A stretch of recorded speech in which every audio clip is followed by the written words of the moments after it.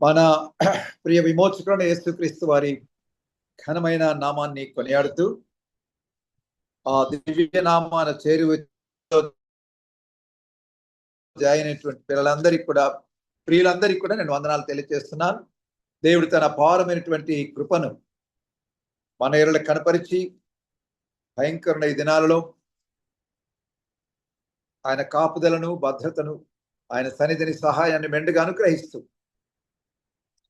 తన వాత్సల్యతను దినదినం మన పట్ల నూతనంగా కనపరుస్తూ మనం నమ్మతగని వారమైనా ఆయన ఎంతైనా నమ్మదైన దేవుడుగా మన జీవితాలలో రుజుపరుచుకుంటున్న దేవాతి దేవుని కొనియాడుతూ ఈ సాయంకాలం ముందు జూమ్ లో జాయిన్ అయిన బిడ్డలందరిని బట్టి మరొకసారి నేను వందనాలు తెలియజేస్తున్నాను. మరి సహోదరు రాజేష్ గారు తాను గత సోమవార దినాన దేవుడు మా దాంపత్య జీవితంలో 50 వసంతాలు దొర్లిపోయిన శుభవేళలో మేము ఏర్పరచుకున్నటువంటి కృతజ్ఞతా కూడికకు హైదరాబాద్ నుంచి వారు వచ్చారు, దాన్ని వీక్షించారు, అందులో పాల్గొన్నారు. వారు పొందుకున్న అనుభవాలు సంక్షిప్తంగా వారు తెలియజేశారు. అలాగే ప్రియ సహోదరి జయంతి గారు మహబూబ్ నగర్ నుంచి వచ్చారు. ఆమె 6:30 తర్వాత బయటికి వెళ్ళదట. అయితే నా పైన ఉన్నటువంటి లేదా మా పైన ఉన్నటువంటి గౌరవాన్ని బట్టి అభిమానాన్ని బట్టి ఆమె రాత్రిపూట దాదాపు 20 కిలోమీటర్లు ఇంకొక సహోదరితో ప్రయాణం చేసి వారు వచ్చారు. అందును బట్టి నేను దేవుని స్తుతిస్తున్నాను. దేవుని అపారమైన కృపను బట్టి 50 సంవత్సరాలు మరి దేవుడు అద్భుతంగా ఆయన మమ్మల్ని కాపాడుతూ సంరక్షిస్తూ అనేక స్థలాలకు తీసుకుని వెళ్ళాడు. మా దాంపత్య జీవితంలో అనేకమైన ఒడిదుడుకులు. యాక్చువల్గా నేను ఆ రోజు చెప్పలేదు, కానీ మీకు 2 మాటలు చెప్పాలని ఇష్టపడుతున్నాను. మా బ్యాక్గ్రౌండ్, నా ఫ్యామిలీ బ్యాక్గ్రౌండ్. మా నాన్నకు చదువు రాదు. ఆయన స్కూల్కు వెళ్ళలేదు, కానీ తెలుగు అలా రాసేవాడు, చదివేవాడు. ఆయన మేస్త్రి పని చేసేవాడు. చాలా కష్టపడి పనిచేశాడు. ఆయన జడ్చర్లో క్రైస్తవ సమాజంలో ఒక ఎల్డర్గా ఉండి గౌరవాన్ని అలాగే సమాజంలో కూడా గౌరవాన్ని సంపాదించుకున్న వ్యక్తి అని సవినయంగా నేను జ్ఞాపకం చేస్తున్నాను. మా నాన్న తెల్లటి పంచ కట్టుకొని దాదాపు 8 గంటలకు 9 లోపలనే 8 గంటలకు మా ఇంట్లో లోపలి గదిలోకి వెళ్ళి మోకాళ్ళ మీద ఉండి ప్రార్థన చేసుకొని తన పనికి వెళ్ళేవాడు, మేస్త్రి పనికి. ఆ దృశ్యం నా జీవితంలో it is indelibly printed in my mind. నా మదిలో అలా పదిలంగా నిలిచిపోయింది అది. మా అమ్మ, నేను 9 ఏళ్ల వయసులోనే మా అమ్మను దేవుడు తాను పిలుచుకున్నాడు. మా అమ్మ పేరు సౌభాగ్యమ్మ, మా నాన్న పేరు శామ్యుయల్. వారిద్దరు మంచి సాక్ష్యాన్ని కలిగి బ్రతికారు. అందును బట్టి నేను దేవుని స్తుతిస్తున్నాను. అలాంటి తల్లిదండ్రులు దేవుడు నాకు ఇచ్చినందుకై నేను దేవుని ఎంతగానో స్తుతిస్తున్నాను. ప్రత్యేకంగా మా అమ్మ విషయం ఒక విషయం. మా అమ్మ పేరు సౌభాగ్యమ్మ. మా అమ్మకు ఒక ఫ్రెండ్ ఉండేది, ఆమె క్రిస్టియన్ ఫ్రెండే. ఆ ఆంటీ పేరు నాకు జ్ఞాపకం రావడం లేదు. వాళ్ళిద్దరు ఎంత సన్నిహితంగా ఉండారంటే, మా అమ్మ చనిపోయిన తర్వాత ఆమెకు ఒక కూతురు పుట్టింది. ఆ కూతురుకు సౌభాగ్యం అని పేరు పెట్టుకున్నది ఆమె. మా అమ్మ పట్ల ఉన్న ఆ అభిమానాన్ని ఆమె చాటుకోవడానికి తన కూతురుకు మా అమ్మని ఆమె జ్ఞాపకం చేసుకోవడానికి సౌభాగ్యం అని పేరు పెట్టుకున్నది. సో మా అమ్మ చక్కటి సాక్ష్యాన్ని కలిగి ఉన్నది. మా నాన్నకు కూడా ఎంతో వాళ్ళు చదువు రానప్పటికీ భక్తితో జీవించారు. ఐపీసీ ఇండియన్ పెంటికోస్టల్ చర్చ్లో ఒక ఎల్డర్గా మా నాన్నగారు ప్రముఖంగా ఉన్నాడు. ఆ రీతిగా మా యొక్క బ్యాక్గ్రౌండ్, నేను మా నేపథ్యాన్ని ఇస్తున్నాను. మా అమ్మకు మేము 6గురం. మా నాన్న అంతా కష్టపడి అందరిని చదివించారు. మా అమ్మ తర్వాత మళ్ళీ స్టెప్ మదర్, ఆమెకు 3. సో మా కుటుంబంలో దేవుని కృపను బట్టి నేను ఒక్కనే కష్టపడి కాస్త హై లెవెల్కు ఉన్నత విద్యాభ్యాసం చేశాను. ఎంఏ ఇంగ్లీష్ చేశాను. మా ఊర్లో నేను మొట్టమొదటి ఎంఏ అంటే పోస్ట్ గ్రాడ్యుయేట్ను యూనివర్సిటీకి వెళ్ళి చదివిన మొట్టమొదటి వాడిని దేవుడు అలా ఆశీర్వదించాడు, ఉద్యోగాన్ని ఇచ్చాడు. అనేక స్థలాలలో మమ్మల్ని ఆయన సాక్షులుగా ఉపయోగించుకున్నాడు.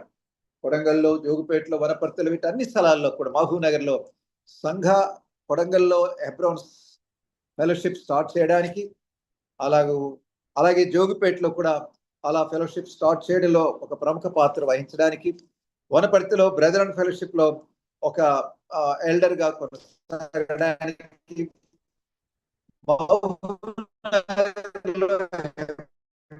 ఫెలోషిప్ లో ప్రముఖ పాత్ర వహించి అనేకులను బలపరచడానికి కూడా వాడుకున్నాడు.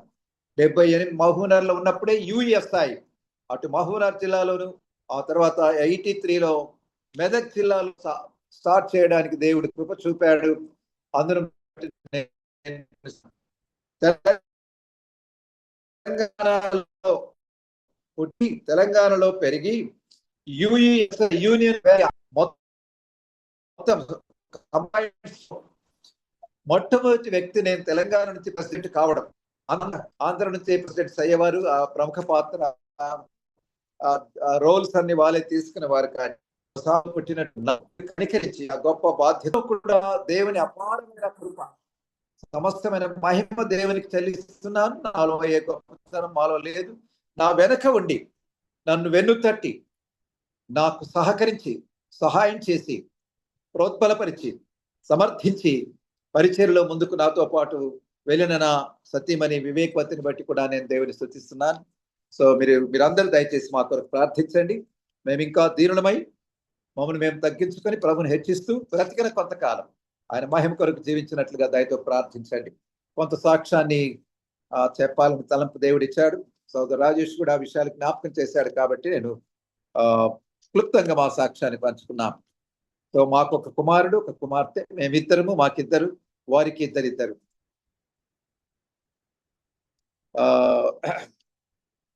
మనం గత దినాల్లో అబ్రహాం జీవితాన్ని గురించి మనం చూసాం. ఈ సాయంకాలం అబ్రహాం జీవితంలో ఇంకా కొంత ముందు కొన్ని విషయాలు నేర్చుకుందాం. ఆదికాండం 11వ అధ్యాయం 12వ అధ్యాయంలో కొన్ని విషయాలు మాత్రమే మనం చూసాం. అబ్రహాం కంటే ముందు ఆయన పేరు అబ్రాము. ఆయన ఊరు అనే కల్దీల దేశంలో ఊరు అనే పట్టణంలో నివాసం చేసేవాడు. సుసంపన్నమైన కుటుంబంలో ఉన్నటువంటి వ్యక్తి. ఆయన తండ్రి లోతు, వీళ్ళందరూ కూడా, ఆయన భార్య, వీరందరూ వచ్చి హారాను మట్టుకొచ్చి హారానులో ఆగిపోయినట్టుగా మనం చూస్తాం.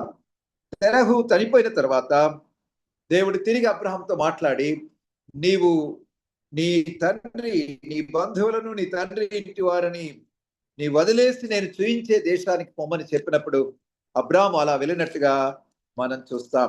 ఆ మొదటి 3-4 వచనాలనే చూసాం మనం. నేను నిన్ను ఆశీర్వదిస్తాను. ఈ had a call from God. దేవుని యొక్క పిలుపుని ఆయన అందుకున్నాడు. అంత మాత్రమే కాదు, ఈ had a covenant from God. దేవుడు ఆయనతో ఒక నిబంధన చేశాడు. సో ఆయన విగ్రహారాధికుడిగా when God called him అంటే when he was an idolater, తాను విగ్రహారాధికుడు అయినప్పుడు దేవుడు ఆయనను పిలిచాడు. దేవుడు తన మహిమను ఆయన కనుపరిచాయనని పిలిచాడు. దేవుడు ఎందుకు ఆయన పిలిచాడంటే ఆయనను రక్షించడానికి ఆయన పిలిచాడు. తర్వాత ఆయన ద్వారా ప్రపంచం అంతటిని, లోకం అంతటిని ఆశీర్వదించాలని ఆయన పిలిచాడు.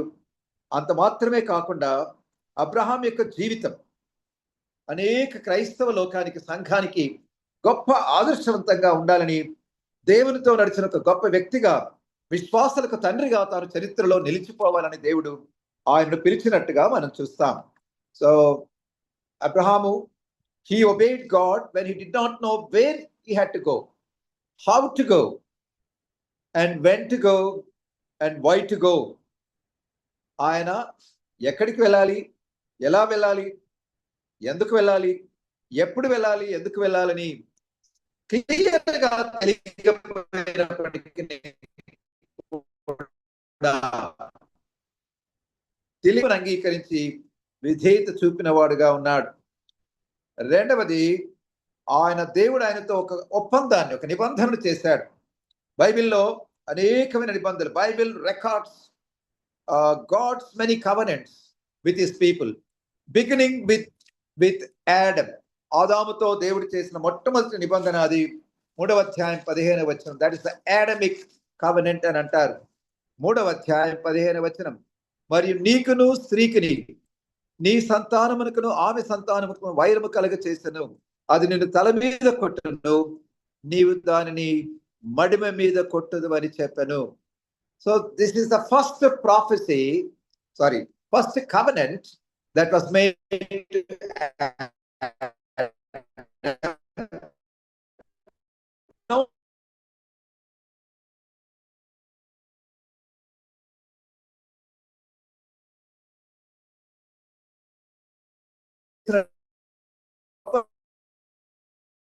క్రీస్తు ద్వారా నూతన నిబంధనను ఆయన మన పట్ల చేసినట్టుగా మనం చూస్తాం. లూకా సువార్త 22వ అధ్యాయం 20వ వచనం.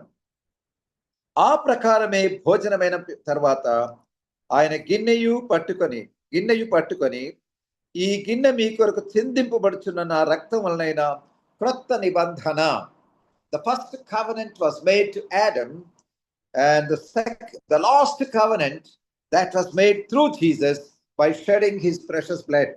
ఆయన మన అందరి పక్షాన పవిత్రమైన రక్తాన్ని చిందించడం వల్ల దేవుడు మానవాళితో ఒక క్రొత్త నిబంధన చేసుకున్నాడు.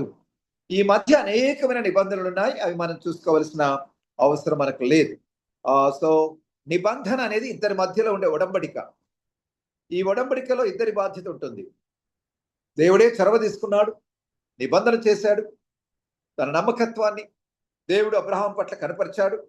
అబ్రహాం అనేక సందర్భాల్లో తప్పుటడుగులు వేశాడు, దేవునికి అవిధేయతను చూయించాడు. అయినప్పటికీ దేవుడు ఆయనను కనికరించి తన నమ్మకత్వాన్ని ఆయన చూయిస్తూ కొనసాగించాడు. సో అబ్రహాం జీవితంలో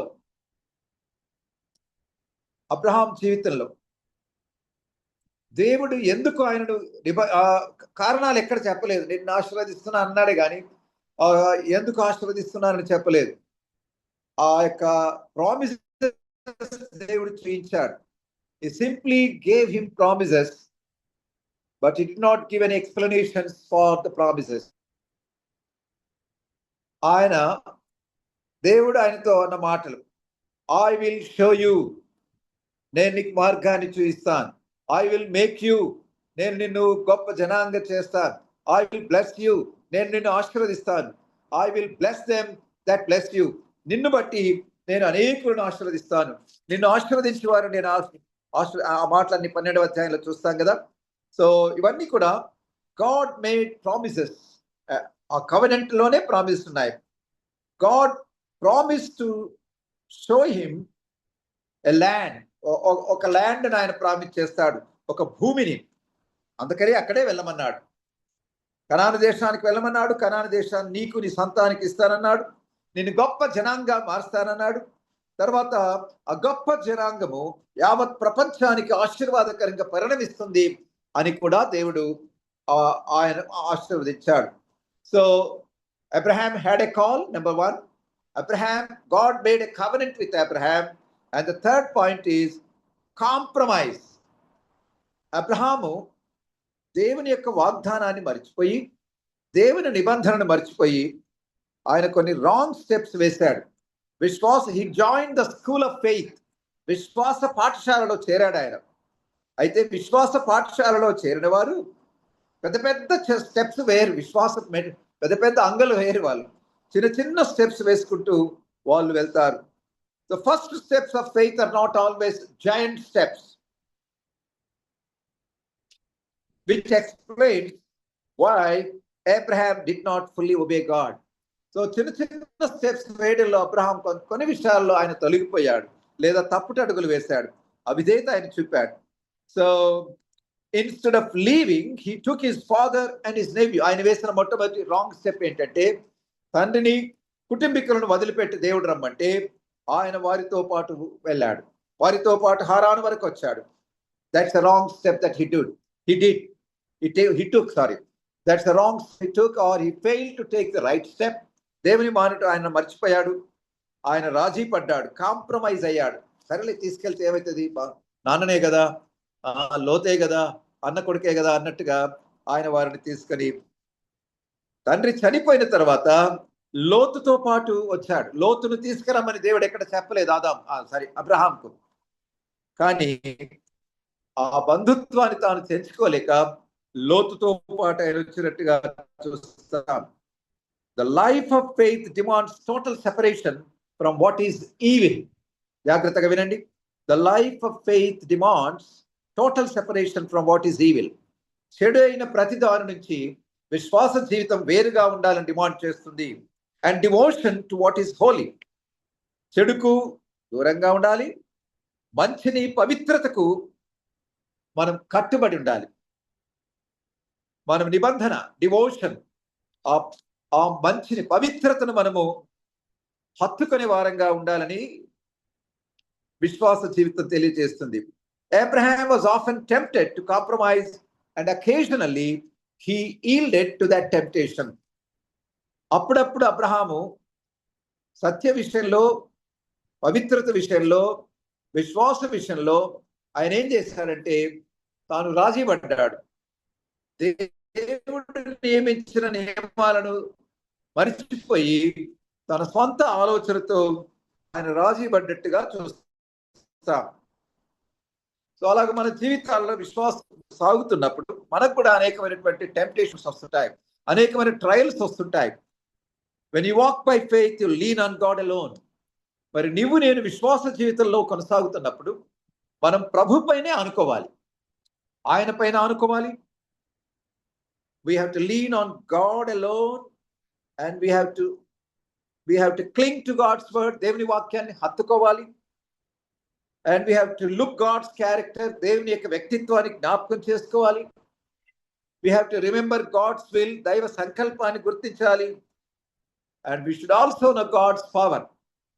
దేవుని యొక్క శక్తిని కూడా మనం ఎరిగిన వారమై మన విశ్వాస జీవితంలో మనం కొనసాగుతున్నప్పుడు నీ సబుద్ధిని ఆధారం చేసుకొనక పూర్ణ హృదయముతో యెహోవా యందు నమ్మకించుమని సామెతలు 3:5 ఉన్నట్టుగా ఆయననే హత్తుకోవాలి, ఆయన వాక్యాన్ని హత్తుకోవాలి, ఆయన వ్యక్తిత్వాన్ని, ఆయన స్వభావాన్ని జ్ఞాపకం చేసుకోవాలి, ఆయన చిత్తాన్ని, సంకల్పాన్ని మనం మర్చిపోకూడదు.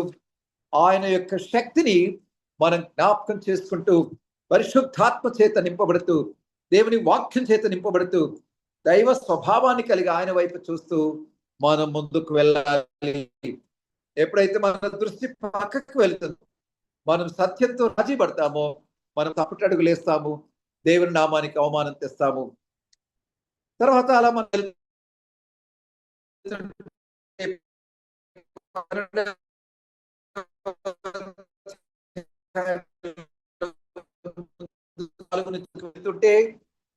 a commitment.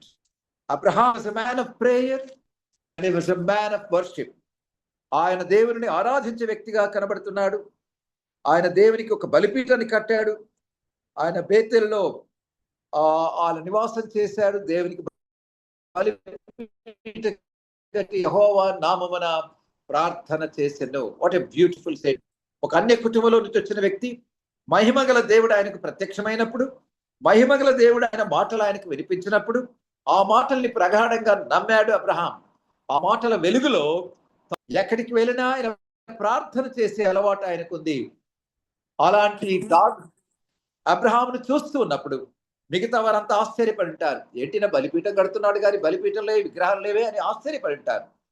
సో అబ్రహాం విగ్రహాలను విడిచిపెట్టి జీవము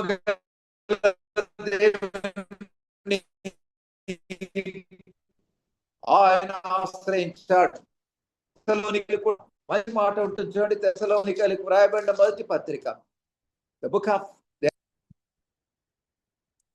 9-10 వచనాలు.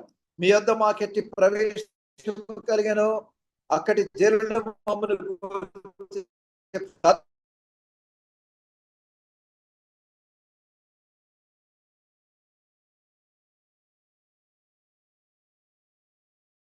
సత్యవంతుడైన దేవునికి దాసులగుటను, దేవుడు లేని ఇష్టం మీరు ఎలాగో దేవుని వైపున తిరుగుతారో ఆ సంగతి వారే తెలియజేయుచున్నారు.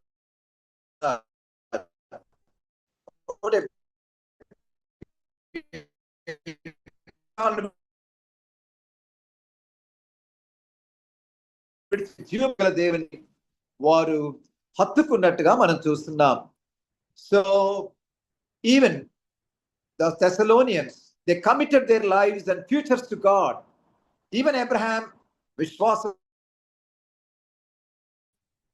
So faith brings us out. విశ్వాసం అనేది మనం లోకంలో నుంచి బయటికి తీసుకొస్తుంది. అబ్రహామును దేవుడి విగ్రహారాధన నుంచి, కల్దీల దేశంలోంచి ఆయన బయటికి తీసుకొచ్చాడు. అలా ఎక్లీషియా అంటే కాల్డ్ అవుట్. సంఘానికి ఒక పేరు, అసలు సంఘానికి క్రిస్టియన్ చర్చ్కి గ్రీక్ లో ఉన్న పదం ఏంటంటే ఎక్లీషియా అంటే కాల్డ్ అవుట్. మనము ఈ లోకంలో నుంచి, పాపంలో నుంచి, చీకటిలో నుంచి, పేతురు మొదటి పత్రిక 2:9 చీకటిలో నుంచి ఆశ్చర్యకరణ తన వెలుగులోనికి పిలిచిన వాని గుణాతిశయములను ప్రచురపరచుటకును ఏర్పరచబడిన వంశమును, రాజులైన యాజక సమూహమును, పరిశుద్ధ జనాంగమును, దేవుని సొత్తైన ప్రజలనై ఉన్నారు. అట్లా Abraham was called out of idolatry and the dead gods. ఆ విధంగా దేవుడు ఆ యొక్క కల్దీల దేశంలో నుంచి బయటికి తీసుకు మనల్ని కూడా ఈ పాప లోకంలో నుంచి ఆయన తన వైపు మనల్ని ఆకర్షించుకున్నాడు. Faith brings us out and faith also brings us in. విశ్వాసము మన లోకంలో నుంచి పిలవడమే కాదు, ఆయనలోకి, ఆయన సంఘంలోకి విశ్వాసం ద్వారా మనం ప్రవేశిస్తాము. ద్వితీయోపదేశ కాండంలో ఒక మాట ఉంటుంది. ద్వితీయోపదేశ కాండం 6వ అధ్యాయం 23వ వచనం. తాను మన పితరులతో ప్రమాణము చేసిన దేశమును మనకిచ్చి మనల్ని దానిలో ప్రవేశపెట్టుటకు అక్కడి నుండి మనల్ని రప్పించెను. He called out of Egypt into the promised land. ఐగుప్తులో నుండి బయటకు తెచ్చి వాగ్దాన దేశంలోనికి తీసుకొని వచ్చాడు. అలాగే మనల్ని కూడా లోకంలో నుంచి, చీకటిలో నుంచి, పాపములో నుంచి ఆయన పిలిచి ఆశ్చర్యకరమైన వెలుగులోనికి ఆయన మనం తనలోనికి, తన సంఘంలోకి ఆయన మనల్ని పిలిచినట్టుగా చూస్తాం. అలా ముందుకు వెళుతుండగా అబ్రహాం జీవితంలో faith and double mind never go together. విశ్వాసంలో ఉన్నవారు చపల చిత్తులుగా ఉండకూడదు. ఇటు దేవుడు అటు లోకం అన్నట్లుగా ఉండకూడదు. అయితే అబ్రహాం జీవితంలో మనం ముందుకు అలా చూస్తే ఆ 12వ అధ్యాయంలో 9వ వచనం వరకు ఆయన చక్కగా ఆయన జీవించాడు. ప్రార్థనాపరుడుగా ఉన్నాడు, దేవునితో సహవాసం కలిగి ఉన్నాడు, దేవుని స్తుతిస్తున్నాడు, ఆరాధకుడిగా ఉన్నాడు. దేవునికి స్తోత్రం. అలాగే మనం అంతా కూడా రెగ్యులర్ గా ప్రభును ఆరాధించే వారంగా, ప్రభును స్తుతించే వారంగా, ప్రభు ముఖాన్ని చూసే వారంగా, ప్రభు స్వరాన్ని వినేవారంగా, ప్రభు పాదాలను ఆశ్రయించే వారంగా మనం ఉండాలని అబ్రహాం జీవితం ద్వారా నేర్చుకుంటున్నాం. 12:10 నుంచి మనం చూస్తే అబ్రహాం జీవితంలో కొన్ని పొరపాట్లు జరిగినట్టుగా, ఆయన రాంగ్ స్టెప్ వేసినట్టుగా 10వ వచనం నుంచి చూస్తాం. 12:10 అప్పుడు ఆ దేశంలో కరువు వచ్చెను. ఆ దేశంలో కరువు భారముగా ఉన్నందున అబ్రహాము ఐగుప్తు దేశంలో నివసించుటకు అక్కడికి వెళ్ళెను. ఒక భక్తుడు అంటాడు, a faith that cannot be tested cannot be trusted. వినండి ఇంగ్లీష్ వచ్చిన వారు, a faith that cannot be tested cannot be trusted. విశ్వాసం అనేది పరీక్షించబడకపోతే అది నమ్మదగిన విశ్వాసం కాదు. అపొస్తలుడైన పేతురు విశ్వాస జీవితంలో మనం ఎదుర్కొనే శ్రమలను ఆయన Christian trials to the testing of gold in the future in the furnace. బంగారము కొలిమిలో వేయబడిన, పుటం వేయబడిన బంగారంతో పోలుస్తున్నాడు క్రైస్తవ జీవితంలో మనం ఎదుర్కొనే సమస్యలు. బంగారము నిజంగా అది పుటం వేయబడినప్పుడు, అది అగ్నిలో వేయబడినప్పుడు దానిలో ఉన్న మస్టు, దాంట్లో ఉన్న చెత్త, దాంట్లో ఉన్న మస్ట్ అంటారు, డ్రాస్ అంటారు ఇంగ్లీష్ లో, DROS, dross and dust, that will be taken away when it is melted, when it is అదే ఆ బంగారులో ఆ అగ్నిలో వేయబడ్డప్పుడు ఆ బంగారంలో ఉన్న మస్టు, చెత్త, చెదారం అంతా తొలగిపోతుంది. అలాగే విశ్వాస జీవితంలో కూడా దేవుడు ఒక నిర్దిష్టమైన సంకల్పాన్ని కలిగి ఆయన మనల్ని టెస్ట్ చేస్తూ ఉంటాడు. కొన్నిసార్లు తానే మనకు కష్టతరమైన పరిస్థితులు అనుమతిస్తాడు. ఇక్కడ చూడండి, అక్కడ కరువు వచ్చింది. అబ్రహాం అనాలి ఇప్పటి వరకు. అబ్రహాము కల్దీల దేశంలో ఉన్నప్పుడు కరువుని ఎదుర్కొన్నాడో లేదో తెలియదు, హారానులో ఉన్నప్పుడు ఆయన ఎదుర్కొన్నాడో తెలియదు. కానీ ఇక్కడ కనానుకు వచ్చినప్పుడు కరువు దేవుడు ఆయన జీవితంలో అనుమతించాడు. అయితే అది కరువైనా పరిస్థితులు ఏవైనా కూడా అబ్రాము దేవుని వైపు చూడాల్సిన వ్యక్తి. దేవుని వైపు చూడకుండా, ప్రభా పరిస్థితి మరి ఇలా ఉంది, కరువు వచ్చింది, మరి నీవు నన్ను పిలిచావు, ఈ దేశంలో ఉండమన్నావు, ఈ దేశంలో నేను టెంట్ వేసుకున్నాను, ఈ దేశంలో నేను గుడారాన్ని వేశాను, నేను ఈ దేశంలో బలిపీఠాన్ని కట్టాను, ఈ దేశంలో నీతో సహవాసం చేస్తున్నాను, మరి కరువు వచ్చింది కదా ప్రభా, నేను కంటిన్యూ కావాలా అని అడగాల్సింది. కానీ ఆయన అడగలేదు, దేవుని వైపు చూడలేదు. చాలాసార్లు మనం కూడా కష్టాలలో, ఇరుకుల్లో, ఇబ్బందుల్లో దేవుని వైపు చూడము. మన సొంత ఆలోచనలు, మన సొంత జ్ఞానాన్ని ఆధారంగా చేసుకుని మనం ముందుకు వెళ్తాం. అందుకని Abram took a wrong step. తాను దేవుని వైపు చూడలేదు, దేవుని ఆజ్ఞను ఉల్లంఘించాడు, తాను దేవుని యొక్క చిత్తాన్ని ఎరగలేదు. ఐగుప్తుకు వెళ్ళడం అది దేవుని ఏర్పాటు కాదు. It was not God's will that he should go to Egypt. ఐగుప్తుకు వెళ్ళడము అబ్రహాం చేసిన పెద్ద పొరపాటు, అది మొట్టమొదటి పొరపాటు. తర్వాత ఇంకా కిందికి చదువుతుంటే, నీవు చక్కని దానవు, 11వ వచనంలో, ఇదిగో నీవు చక్కని దానవు అని ఎరుగుదురు, ఐగుప్తులు నిన్ను చూచి ఈమె అతడి భార్య అని చెప్పి నన్ను చంపి నిన్ను బ్రతకనిచ్చెదరు, నీ వలన నాకు మేలు కలుగునట్లు నిన్ను బట్టి నేను బ్రతుకున్నట్లును నీవు నా సహోదరి అని దయచేసి చెప్పమను. ఎంత విడ్డూరంగా ఉంది, ఎంత విచిత్రంగా ఉంది, ఒకసారి గమనించండి. అబ్రాహాము ఎంత he became selfish and he was deceptive and he was self-centered. అంటే తన క్షేమాన్ని ఆలోచిస్తున్నాడు. భార్య పరాయి వాడు ఒకవేళ తీసుకున్నా, భార్యకి ఏం జరిగినా దాని గురించి నీ వలన నాకు అంటున్నాడు. చూడు ఎంత విచిత్రంగా ఉంది. నీవు సహోదరుని చెప్పాలి, నా భార్యమని చెప్పకూడదు.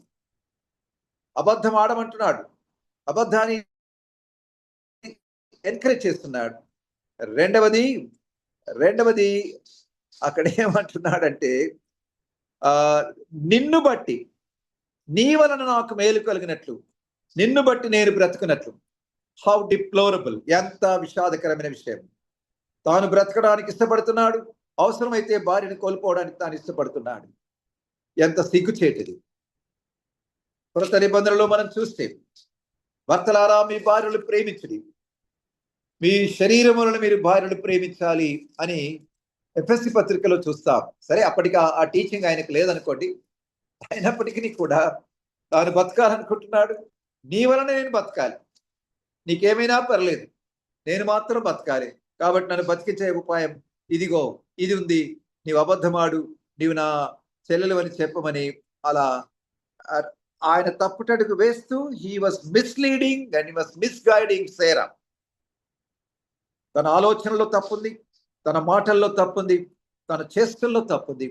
ప్రియులారా, అంత ప్రార్థనా జీవితం కలిగినప్పటికీ, దేవునితో అంత చక్కటి రిలేషన్షిప్ కలిగినప్పటికీ, ఆపదలో ఆయన కూడా దేవుని వైపు చూడలేదు. న్యాయాధిపతుల కాలంలో అక్కడ కూడా కరువు వచ్చింది. న్యాయాధిపతుల కాలంలో ఆ రూతు గ్రంథంలో ఉంటుంది, న్యాయాధిపతులు ఏని దినమనేంత దేశంలో కరువు కలగగా యూదా బెత్లెహేము నుండి ఒక మనుషుడు, 1వ అధ్యాయం 1వ వచనం, రూతు గ్రంథం, తన భార్యను తన ఇద్దరు కుమారులను వెంటబెట్టుకొని మోయాబు దేశమునకు కాపురమునకు వెళ్ళెను. బెత్లెహేం అంటే రొట్టెల ఇల్లు. రొట్టెల ఇల్లు, ఆహారము సమృద్ధిగా ఉంది అని అర్థం ఇచ్చే స్థలంలో ఉంటూ, కరువు వస్తే ఎలీమెలకు తాను దేవుని వైపు చూడాలి. ఎలీమెలకు అంటే తెలుసా, దేవుడే నా రాజు అని అర్థం. మరి దేవుడే అతనికి రాజు అయినప్పుడు, దేవుని అధికారం కింద ఉంటూ, ప్రభా కరువు వచ్చింది, ఇబ్బందిగా ఉంది, నేను గెటాన్ కాలేకపోతున్నాను, ప్రభా మీ వైపు చూస్తున్నాను, సహాయం చేయండి అడగాల్సినటువంటి ఎలీమెలకు తాను తప్పుటడుగు వేస్తూ, భార్యను కూడా తప్పు మార్గంలో నడిపిస్తూ, తన ఇద్దరి కుమారులను మహలోను కిల్యోను కూడా తీసుకొని వెళ్తూ మోయాబు దేశానికి, శపింపబడిన దేశానికి వెళ్ళాడు. That was a wrong step. అలాగే వెళ్ళి ఏమైంది, ఎలీమెలకు చనిపోయాడు, కిల్యోను చనిపోయాడు, మహలోను చనిపోయాడు. So they took a wrong step and they reap the consequences. తప్పుటడుగులు వేశారు, తప్పునడుగు వేశాడు, దాని శిక్ష అనుభవించారు. అయినా దేవుడు కనికరించాడు. ఇక్కడ కూడా వీరు తప్పునడుగు వేశారు. నిజంగా ఒకవేళ శారాయినే ఐగుప్తు రాజు అయినటువంటి ఫరో ఒకవేళ తీసుకొని భార్యగా తీసుకుని ఉంటే ఎంత భయంకరమైన విషయం. దేవుడు చేసిన వాగ్దానం, ఆ తర్వాత ఆమె అనేక జనములకు తల్లిగా మారాల్సినటువంటి వ్యక్తి అలా వెళ్ళుంటే ఎంత దుఃఖకరం. కానీ దేవుడు God over rules, God out rules. పరిస్థితులు దేవుడు కొన్నిసార్లు చాలా దుఃఖకరమైన పరిస్థితికి అనుమతిస్తాడు, జారే పరిస్థితికి అనుమతిస్తాడు, జారిపోయే పరిస్థితికి అనుమతిస్తాడు. జారుతుండగా చేయి పట్టి వెనకకు లాగుతాడు. ఆ విధంగా డిసెప్టివ్ నేచర్, మోసయుక్తమైన ఆలోచన, అబద్ధపు ఆలోచన, తప్పుడు ఆలోచన, స్వార్థపూరితమైన ఆలోచన కలిగిన అబ్రాహామును దేవుడు కనికరించి క్షమించి ఫరో ఇంటి వారిని మహావేదనల చేత ఆయన మొత్తాడు. 17వ వచనం, అయితే యెహోవా అబ్రాహాము భార్య అయిన శారయిని బట్టి ఫరోను అతని ఇంటి వారిని మహావేదనల చేత బాధించారు. God never allowed Pharaoh to touch Sarai. శారాయిని ముట్టడానికి దేవుడు అనుమతించలేదు. తప్పుటడుగు వేసినా దేవుడు కనికరించాడు. He fence protection around Sarai and Abraham. Abraham చుట్టూ, శారా చుట్టూ తన రక్షణ వలయాన్ని దేవుడు కంచెగా ఉంచి ఫరో ముట్టకుండా, ఫరో ప్రజలు ముట్టకుండా కాపాడాడు. అలాగే ప్రియ సహోదరి సహోదరుడా, నీవు నేను అనేకమైన రాంగ్ స్టెప్స్ వేసినప్పటికీ, కాంప్రమైజ్ అయినప్పటికీ సత్యంతో దేవుడు కనికరం గల దేవుడు, మనల్ని క్షమించే దేవుడు అన్న విషయాన్ని ఇక్కడ మనం అబ్రహాం జీవితాన్ని బట్టి జ్ఞాపకం చేసుకుంటున్నాం. ఫరో ఐగుప్తుకు వెళ్ళి ఏం దొరికింది వాళ్ళకు? చూడండి ఏం దొరికిందో. ఐగుప్తు లోకానికి సాదృశ్యంగా ఉంది. అతడు ఆమెను బట్టి అబ్రాహామునికి మేలు చేశాను. అందువలన అతనికి గొర్రెలు, గొడ్లు, మగగాడిదలు, దాసులు, పనికత్తెలు, ఆడుగాడిదలు, ఒంటెలు ఇవ్వబడను. This was the result of going to Egypt. ఆస్తిపరుడయ్యాడు. మెటీరియలిస్టిక్ ప్రాస్పెరిటీ వచ్చేసింది. ఆస్తులు పెరిగిపోయాయి, ధనధాన్యాదులు విస్తరించాయి, పశువు గణనం పెరిగిపోయింది. కానీ ఐగుప్తులో ఒక్కసారి కూడా దేవుడు మాట్లాడలేదు. ఐగుప్తులో ఒక్కసారి ఆయన ప్రార్థన చేసినట్టుగా లేదు. ఐగుప్తులో ఆయన బలిపీఠం కట్టినట్టుగా లేదు. He lost touch with God. What a deplorable situation. మనం కూడా లోకంతో స్నేహం చేస్తుంటే, లోకస్తులతో స్నేహం చేస్తుంటే, దేవునితో సహవాసాన్ని తప్పిపోయిన కుమారుడు తాను తండ్రిని విడిచి దూరంగా వెళ్ళాడు. స్వంత ఆలోచనతో వెళ్ళాడు. He was self-willed. తర్వాత సెల్ఫిష్, ఉన్నదంతా కూడగట్టుకొని పోయాడు. తర్వాత he separated from father. దూరంగా వెళ్ళాలని దూరదేశానికి వెళ్ళాడు. He was self-willed, he was self-centered, and he segregated, separated from father. And not only that, he squandered all his property. తనకున్న దుర్వ్యాపారం చేత అంతా కోల్పోయాడు. And he suffered a lot. ఎంతో బాధను అనుభవించాడు, ఎంతో శ్రమ, ఇబ్బంది పడసాగానని ఉంటుంది అక్కడ. Not only that, he stooped very low even to eat the parts of the pigs. పందుల పొట్టు తినడానికి తాను వెళ్ళటంతగా దీనస్థితిలోనికి వచ్చాడు. అలాగే నీవు నేను దేవుని సహవాసాన్ని వదిలితే, దేవుని వాక్యాన్ని వదిలితే, దేవుని చిత్తానికి దూరం అవుతే మనం ఆ దౌర్భాగ్య స్థితిలోనికి వస్తాం. ఎఫ్రాయిము అన్యులతో కలిసిపోయిన మాట ఉంటుంది హోషేయ గ్రంథం 7వ అధ్యాయంలో. అన్యులు అతని బలము మృంగి వేసినను అది అతనికి తెలియకపోయెను.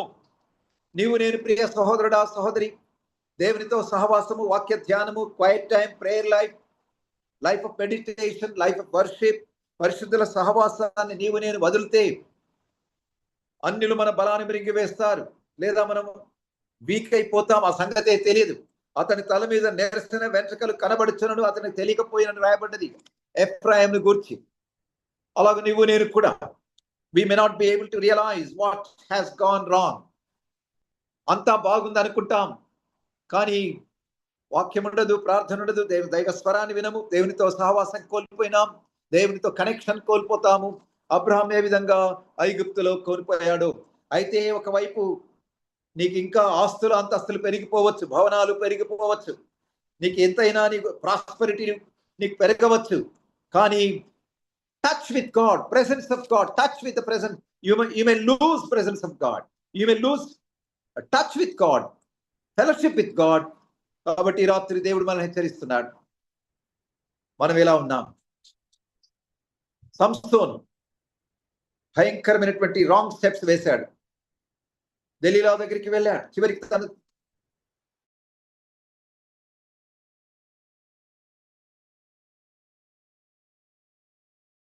వెంట్రుకలు కొరిగించింది. శత్రువులు వచ్చారు, పట్టుకున్నారు. అనుకున్నాడు ఎప్పటి మాదిరి విడజిమ్ముకుందని అనుకున్నాడు. కానీ న్యాయాధిపతులు 16:20, Judges 16:20, he was under the illusion that he would just break the shackles, chains. కానీ యెహోవా అతన్ని ఎడబాసనని అది అతనికి తెలియకపోయెను. మనం అనుకుంటాం దేవుడు నాలో ఉన్నాడు, నేను ఎంతో భక్తిగా ఉన్నాను, శక్తి నాలో ఉంది, I'm so committed, so devoted, so dedicated, so active, so jealous అని నీవు అనుకోవచ్చు. కానీ దేవుడు నీలో లేడు. అబ్రహాం దేవునితో సహవాసం కోల్పోయాడు. ఎలీమెలెకు దేవునితో సహవాసం కోల్పోయాడు. అలాగే సంసోను దేవునితో సహవాసం కోల్పోయాడు. కానీ అంతా దేవునితోనే ఉన్నాను అనుకుంటున్నాడు. అలాగే లవోదికయ సంఘం, నీవు దరిద్రును, దౌర్భాగ్యమును, దిక్కుమాల్యవాడవును, దిగంబరివియు, గుడ్డివాడవని ఎరగక నేను ధనవంతులను, ధనవృద్ధి చేసుకున్నాను, నాకేమి కొదవలేదని అనుకొనిచున్నావని లవోదికయ సంఘం ప్రకటన గ్రంథం 3వ అధ్యాయం 17వ వచనంలో ఉన్నది ఆ మాటలు. ఈ రాత్రి దేవుడు నిన్ను హెచ్చరిస్తున్నాడు. You may be under the illusion, you may be under the impression that everything goes well with me. నాకేమి కొదవలేదు, నాకెవరు చెప్పాల్సిన అవసరం లేదు, నాకెవరు బోధించాల్సిన అవసరం లేదు, నేను ఎవరి దగ్గర నేర్చుకోవాల్సిన అవసరం లేదు. सब ठीक है, भाई किसी से सीखने का जरूरत नहीं है అని ఒకవేళ నువ్వు అనుకుంటున్నావేమో. That's what Abraham was. That was a deplorable condition he steeped in. ఆస్తులు అంతస్తులు వచ్చాయి, కానీ దేవుని సన్నిధిని, సహవాసాన్ని కోల్పోయాడు. వెనకకు వచ్చాడు. ఎక్కడ కూడా దేవుని స్వరం వినలేదు. అయితే దేవుడు కనికరించి ఆయనను తిరిగి వెనకకు తీసుకొచ్చాడు. 13వ అధ్యాయంలో అంతా కూడా అక్కడ అబ్రాహాము తన కలిగిన సమస్తమును, తన భార్యను, తనతో కూడిన లోతును వెంట పెట్టుకొని ఐగుప్తులో నుండి నెగెబునకు వెళ్ళెను. సో ఐగుప్తు నుంచి తిరిగి మళ్ళీ వెనక్కి వచ్చాడు. నెగబ్ అనేది సౌత్ గా, దక్షిణాన ఉన్న స్థలం. ఈ 13వ అధ్యాయంలో మనం ఏం చూస్తామంటే ఫ్యామిన్స్, ఫ్లాక్స్, అంటే ఫ్యామిన్స్ పైనే ఉందనుకోండి. 12:10 నుంచి 13 వరకు చూస్తే, 13 వరకు మనం చూస్తే ఫ్యామిన్స్, ఫ్లాక్స్ అండ్ ఫైట్స్. ఫ్యామిన్స్ అంటే కరువు, ఫ్లాక్స్ అంటే మందలు, ఫైట్స్ అంటే కొట్లాట్లు. సో మందలు ఎన్ని అయిపోయినామంటే చూడండి, అక్కడ వెనుకకు వచ్చిన తర్వాత తిరిగి ఆయన బలిపీఠానికి కడుతున్నాడు. అతడు ప్రయాణం చేయొచ్చు దక్షిణము నుండి బేతేలు వరకు, అనగా బేతేలునకు హాయికిని మధ్య తన గుడారము మొదట ఉండిన స్థలం వరకు వెళ్ళి తాను మొదట బలిపీఠమును కట్టిన చోట చేరెను. అక్కడ అబ్రాము యెహోవా నామమున ప్రార్థన చేసెను. Praise the Lord, hallelujah. He regained touch with God. He came into the fellowship of God. He regained his prayerful life, prayer life, worship life, life of worship, life of witnessing. So తిరిగి తాను సంపాదించుకున్నాడు. కోల్పోయిందంతా కూడా ప్రార్థనా జీవితాన్ని ఆరంభించాడు. అయితే అంత మాత్రాన సమస్యలు ఏం పోలేదు. నీవు ఏమైతే పాత జీవితంలోంచి వెనుకకు తెస్తావో అది నిన్నెప్పుడు వెంటాడుతూనే ఉంటుంది. దాని పర్యవసనాలు నీవు అనుభవిస్తూనే ఉంటావు అని అన్నారు. Famine, దేవుడు in order to teach Abraham and Sarah a basic lesson in the school of faith, దేవుడు ఆ famine test often follow triumphs. So టెస్ట్లన్నీ వచ్చేసాయి, బయటకు వచ్చేసాడు. ట్రయంఫ్స్, విజయశాలుగా మళ్ళీ వెనకకు వచ్చేసాడు. అంత మాత్రాన ఏమి అయిపోలేదు. మళ్ళా తిరిగి when the circumstances become difficult and you are in the furnace of testing, remain where God has put you until he tells you to move. అది ఆయన చేయలేకపోయాడు. దేవుడు చెప్పే వరకు వెళ్ళకూడని స్థలంలోకి వెళ్ళకూడదు, వెళ్ళమన్నప్పుడు వెళ్ళాలి. You are safer in a famine in his will than in a place out of his will. ఈ మాట గమనించండి. ఫ్యామిన్ అయిన కరువు అయినప్పటికీ నీ దేవుని చిత్తంలో నీవు కరువులో ఉన్నా నీవు భద్రంగా ఉంటావు. కానీ దేవుని చిత్తం బయట నీవు ఉంటే అది ఎంత గొప్ప ప్లేస్ అయినా కూడా అది నిజమైన భద్రత కాదు. I read it out. You are safer in a famine in his will than in a place out of his will. కాబట్టి ఈ 13వ అధ్యాయంలో సర్కమ్స్టాన్సెస్ చూస్తున్నాం. 10వ అధ్యాయంలోనే పరిస్థితులను బట్టి అబ్రాహాం లొంగిపోయాడు, పరిస్థితులతో రాజీపడ్డాడు. 13వ అధ్యాయంలో ఆయన ప్రజలతో ఇబ్బందులను ఎదుర్కొన్నాడు. ఎవరితో ప్రజలు? లోతు యొక్క పనివారితో ఇబ్బందులు ఎదుర్కొన్నాడు. ఆస్తి పెరిగిపోయి అది వారికి నష్టాన్ని కలిగించింది. ఆ సేవకులు ఈ సేవకులు కొట్లాడుకున్నారు. చూడండి అక్కడ 6వ వచనం. అబ్రాహాముతో కూడా వెళ్ళిన లోతుకును గొర్రెలు, గొడ్లు, గుడారములు ఉండెను కనుక వారు కలిసి నివసించుటకు ఆ ప్రదేశం చాలకపోయాను. ఎందుకనగా వారి ఆస్తి వారిని కలిసి నివసించలేనంత విస్తారమైన. ఒక రకంగా ఇది చాలా గొప్ప అనుకుంటున్నాం. Worldly aspect లో చూస్తే that's really great. They became so prosperous, so rich and so wealthy. They were not able to live together. ఏమైంది? అప్పుడు అబ్రాహాము పశువుల కాపరులకును లోతు పశువుల కాపరులకును కలహము పుట్టెను. Money brings a lot of problems.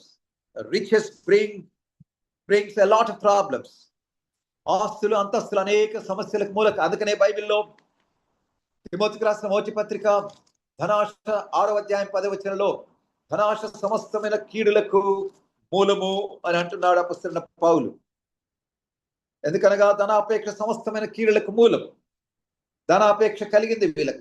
ఆస్తి వచ్చేసింది, ధనం వచ్చేసింది. కొందరు దానిని ఆశించి విశ్వాసం నుండి తొలగిపోయి నానా బాధలతో తమను తామే పొడుచుకొనిరి. ప్రియులారా, ధనం అనేది అవసరం.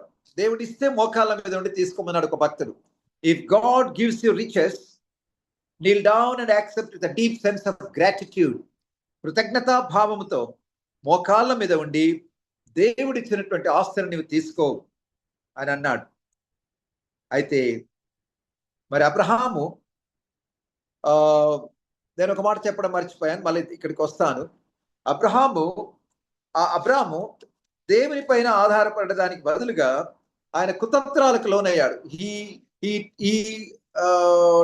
turned to scheming rather than trusting in God. అది అక్కడ చెప్పాలి, అది పై భాగంలో చెప్పాలి. ఆయన దేవుని పైన ఆధారపడడానికి స్కీమ్ అంటే ఆయన ప్లాన్ వేస్తున్నాడు, కుతంత్రాలు పన్నుతున్నాడు, ఏ విధంగా సేఫ్ గా ఉండాలి. అది సరే, అది వదిలేస్తున్నాను, సడన్ గా జ్ఞాపకం వచ్చి చెప్తున్నాను. So Abraham faced a new set of problems. ఇక్కడ ఆయన ఇక్కడికి వచ్చేసరికి, మళ్ళీ వెనుకకు వచ్చేసరికి కొత్త సమస్యలు వచ్చాయి. ఆయన ఆస్తుల దగ్గర సమస్యలు వచ్చాయి, మరి వస్తువుల దగ్గర సమస్యలు వచ్చాయి. ఆయనకి ఎంతెంతో ఆస్తి పెరిగిపోయింది, కొట్లాటలు మొదలయ్యాయి.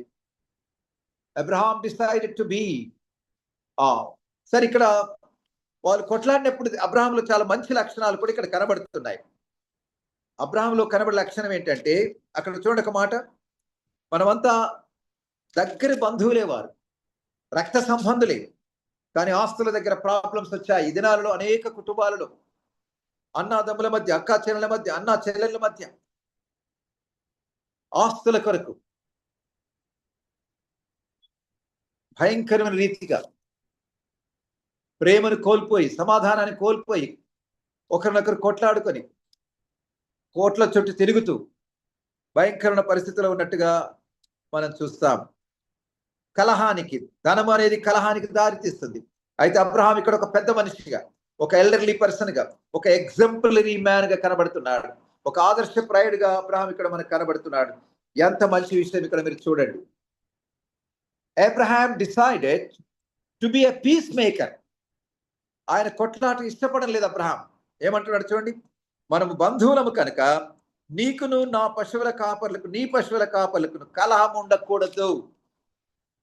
Lord, we should not quarrel. Bible ఒక మాట ఉంటుంది, కలహమునకు దూరముగా ఉండుక నరునికి ఘనత. సామెతల గ్రంథంలో ఉంటుంది. Abraham realized that it is a blessed thing to be far away from quarreling and fighting. So అబ్రహాములో ఉన్నటువంటి ఆ చక్కటి గుణం, అలాగే దినాల్లో అనేక మంది క్రిస్టియన్స్ తగువులాడుకొని సంఘాలలో కలహాలు కనుకొని సంఘాలలో గ్రూప్స్ గా చేసుకొని, it hurts when Christians have disputes, it hurts the testimony of the Lord. మనలో కలహాలు ఉన్నప్పుడు, మనలో గ్రూప్స్ ఉన్నప్పుడు, మన ఒకరినొకరి పైన కోర్టు కేసులు వేసుకుంటున్నప్పుడు ప్రభునామానికి అవమానం కలుగుతుంది, మన సాక్ష్యం దెబ్బతింటుంది. Christian unity is fragrant and fruitful.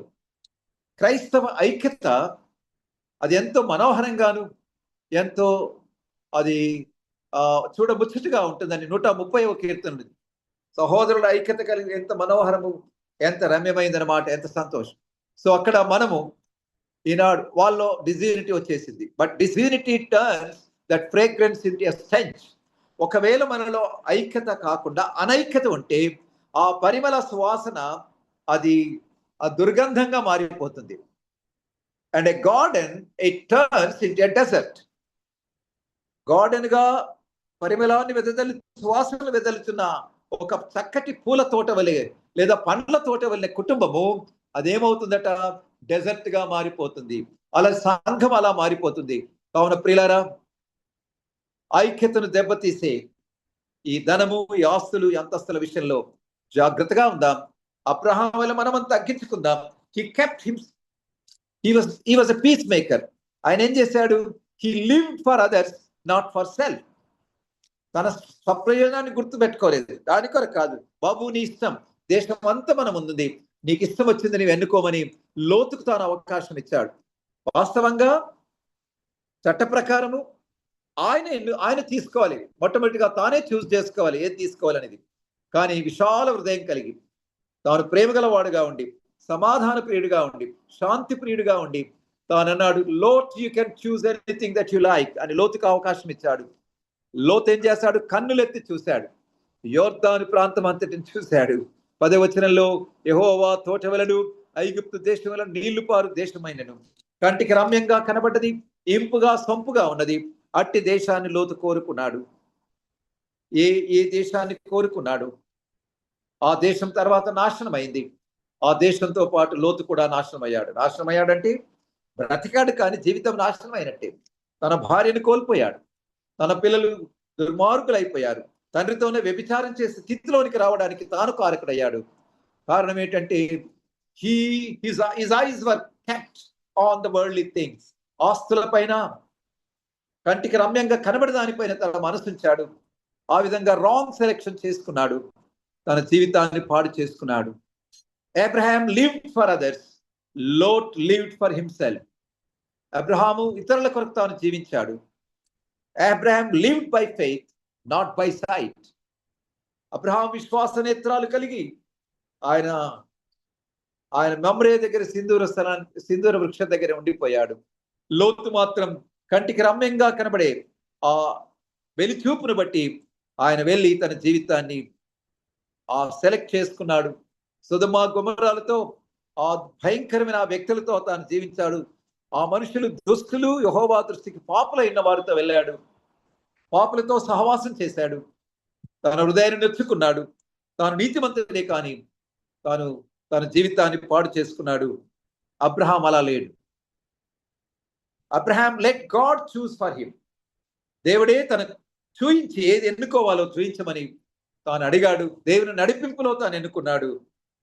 Final గా ఆ లోతేమో ఏమంటున్నాడు? ఐ విల్ టేక్ అంటున్నాడు.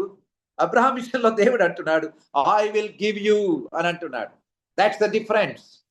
లోత్ said, I will take that.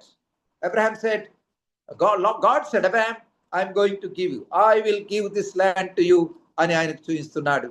So Abraham was trusting God for the impossible. అసాధ్యమైన వాటి విషయంలో కూడా దేవుని పైన నమ్మకం ఉంచి విశ్వాసంతో అబ్రహాం కొనసాగాడు. ఫైనల్ గా అబ్రహాం గేవ్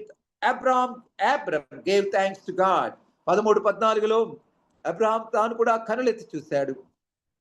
దేశమంతటికి నీకు నీ సంతానానికి ఇస్తానని దేవుడు అంటు, ఐ విల్ గివ్ అంటున్నాడు. ఆయన కన్నులెత్తాడు, కాళ్ళు కదల్చాడు, ఆ దేశం వైపు నడిచాడు. ఆ స్థలమే కాకుండా ఆ దేశం అంతటిని దేవుడు చూడండి ఏమంటున్నాడు, నీవు లేచి లేవమంటున్నాడు, నడవమంటున్నాడు. ఈ దేశం యొక్క పొడుగున వెడల్పున దానిలో అది నీకు ఇచ్చేది అబ్రాహాముతో. అప్పుడు అబ్రాహాము తన గుడారము తీసి హెబ్రోన్లోని మమ్రే దగ్గర ఉన్న సింధూర వృక్షం అక్కడ యెహోవాకు బలిపీఠ కట్టెను. He thanked God. He offered a deep sense of gratitude. కృతజ్ఞతా వచనం, దేవుని స్తుతించాడు, ఆరాధించాడు, ఒక గొప్ప ఆరాధికుడిగా తాను. He not only lifted his eyes, but he lifted his feet. He moved his feet and built the altar of worship and witness. ఈ రీతిగా ఈ 12, 13 అధ్యాయంలో ఉన్నటువంటి విషయాలను ఈ రాత్రి మనం అనేక విషయాలు చూస్తున్నాం. ప్రియులారా, ఒక్కసారి మనల్ని మనం ముగించక ముందు పరీక్షించుకుందాం. అబ్రహాం దేవుని యొక్క పిలుపును అంగీకరించాడు. దేవుని చిత్తాన్ని గుర్తించకుండా తన తండ్రితో వచ్చాడు. తండ్రి చనిపోయాడు అనుకోండి, లోతుతో వచ్చి ఆ దేవుని ఏర్పాటు కాదు. అలా రావడం వల్ల ఎన్ని నష్టాలు అనుభవించాడో చూశాం. కరువులో దేవుని వైపు చూడలేదు, తప్పటడుగులు వేశాడు. పరిస్థితుల వైపు తాను చూశాడు, దేవుని వైపు చూడలేకపోయాడు.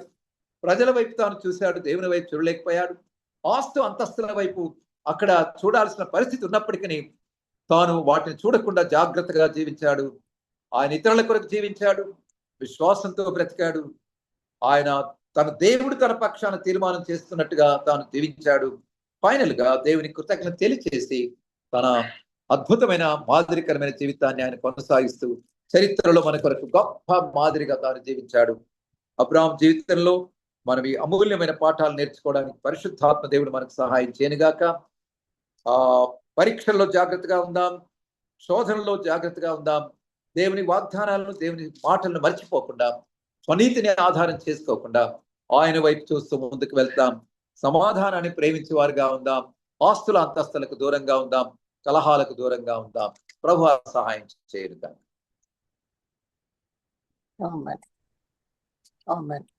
Thank you so much uncle. విశ్వాసులకు తండ్రి